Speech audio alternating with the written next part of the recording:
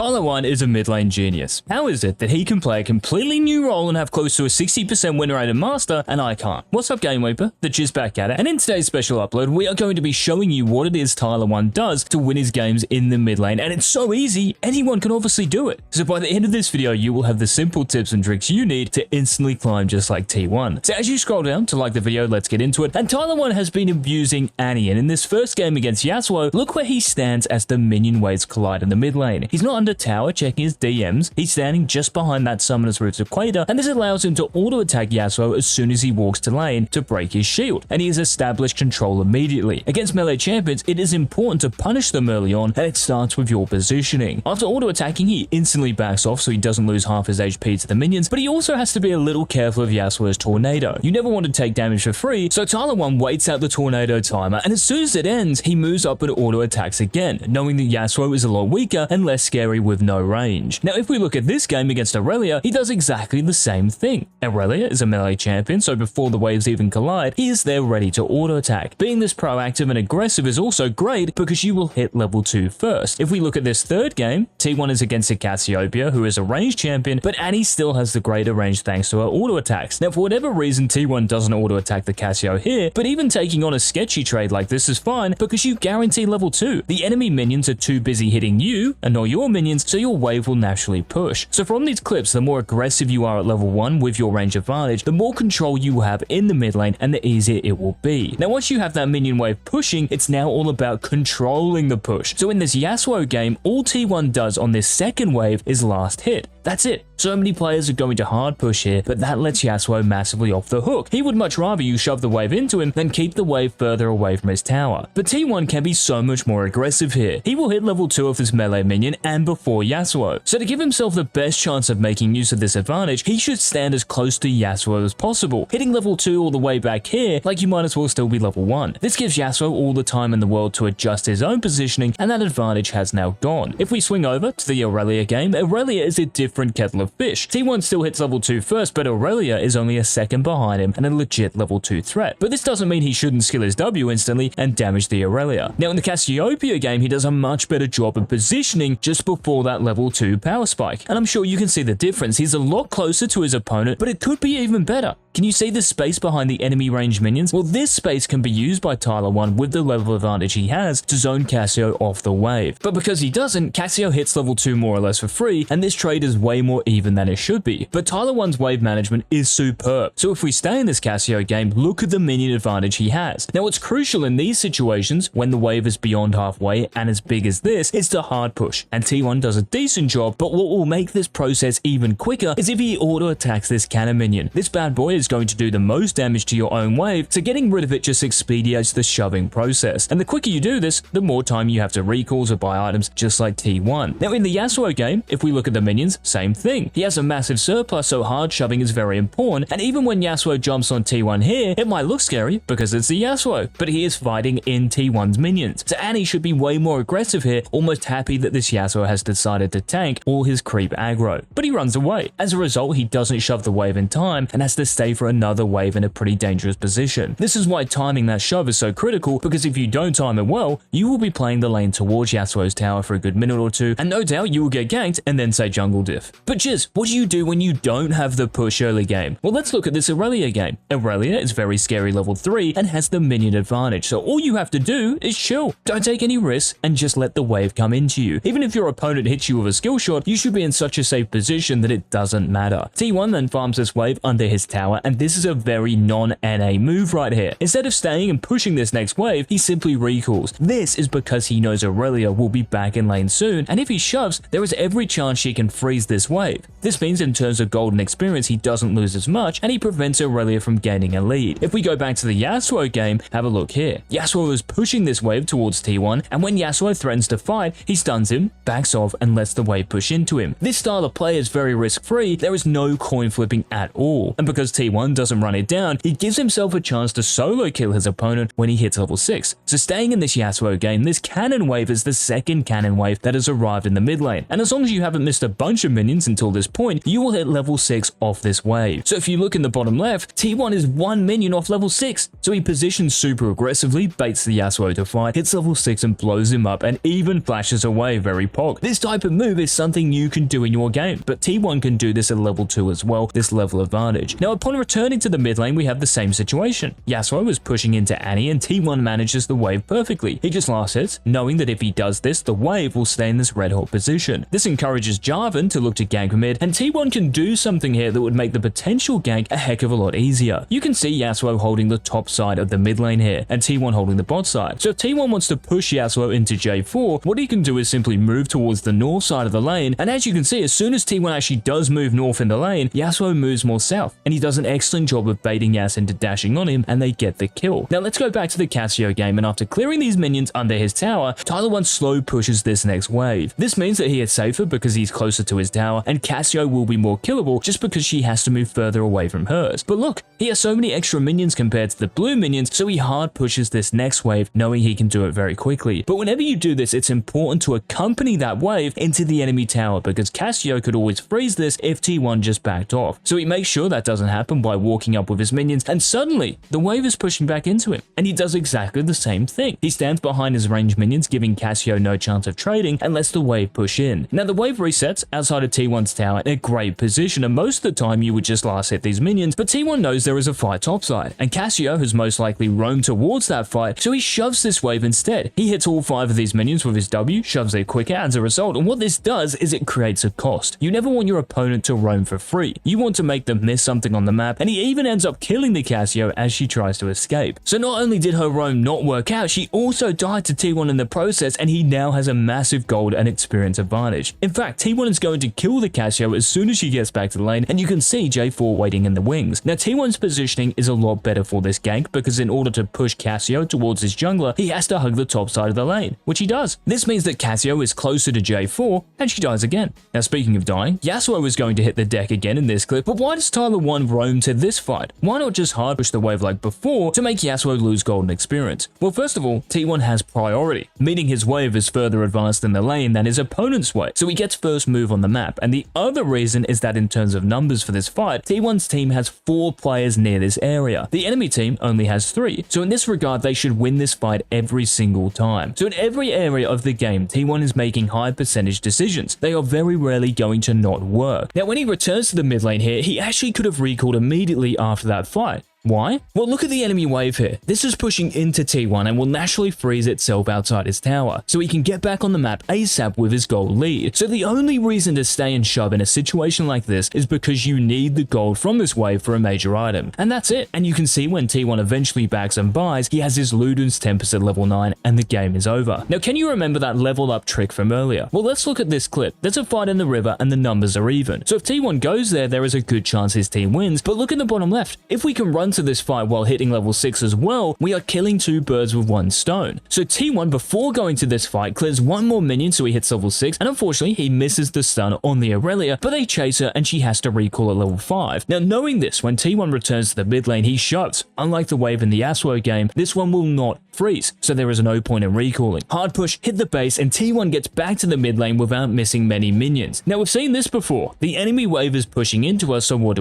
do? We relax, that's it. Blast it when we have to, and let the Aurelia push the wave. Now at the end of this sequence, T1 is going to solo invade and kill the enemy jungler. So he starts this off by building up a slow push. Aurelia isn't full on committing to any roams, so there is no point in shoving. But when the next wave arrives, because he has so many minions extra, this is when T1 hard pushes. And by doing it as efficiently as he does, this gives him more time to make plays elsewhere. Whether it's a roam or even a recall, he can afford to do it knowing he's not missing anything mid in the near future. He ends up roaming towards the enemy jungler's Gromp and kills the Gragas, and despite dying here, if we skip ahead to when he returns to the mid lane, he still picks up this cannon wave and has barely missed any golden experience. And this is just because of how he stacked one wave and shoved the next. There is nothing astonishing about TYLER1's gameplay, of course, but it is solid League of Legends, and hopefully you take these tips and tricks into your games. And if you want even more tips and tricks, courses and guides for Season 11 for your ranked journey, check out the GameLeap website in the description or comment section. Daily exclusive content made by challenger players and coaches. It's just one click away. Remember to hit that subscribe button on your way out as well. Until tomorrow's upload, this has been the Cheers.